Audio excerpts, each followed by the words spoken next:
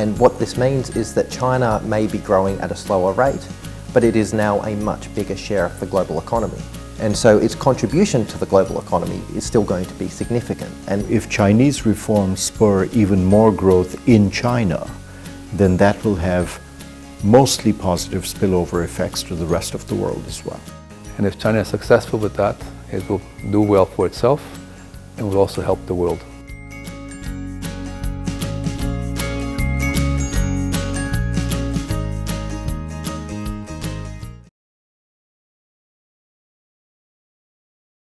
And what this means is that China may be growing at a slower rate, but it is now a much bigger share of the global economy. And so its contribution to the global economy is still going to be significant. And the contribution of Chinese growth to global growth will still be a high proportion. And so that is the central forecast. That's what you expect to see happening, is that a continuation of the trend that we've been seeing.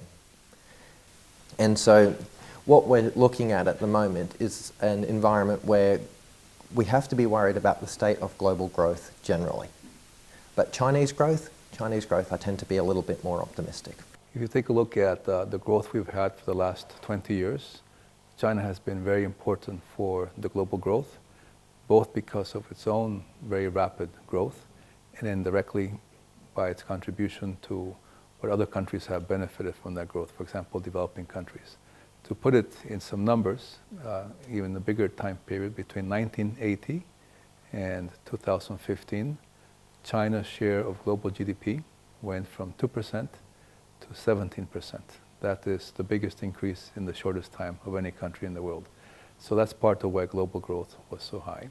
To the extent that China is successful on implementing reforms and can keep its growth rate high, 6.5 or more, as the president has said, it will still contribute very much to global growth.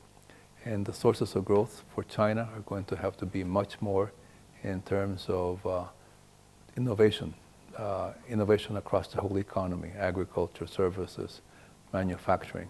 And if China is successful with that, it will do well for itself and will also help the world. China's reforms will be hugely important, not just for China, especially for China, but for the rest of the world. China for some years has been the driver of global growth. It is the biggest country, obviously, in every metric imaginable.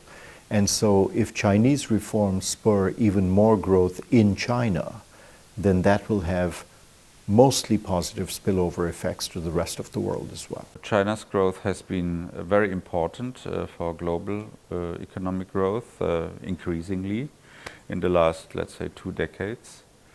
China has grown from having about 2% of global GDP, of having 17–80% of global GDP. So any percentage of growth in China is contributing to global growth. But still, the structural change in China, which also means, for example, relocation of lower value-added industries to other countries, will influence the regional economy, the global economy, by Chinese investments, by Chinese capital exports. China is still a capital exporting country and will remain so for the foreseeable future.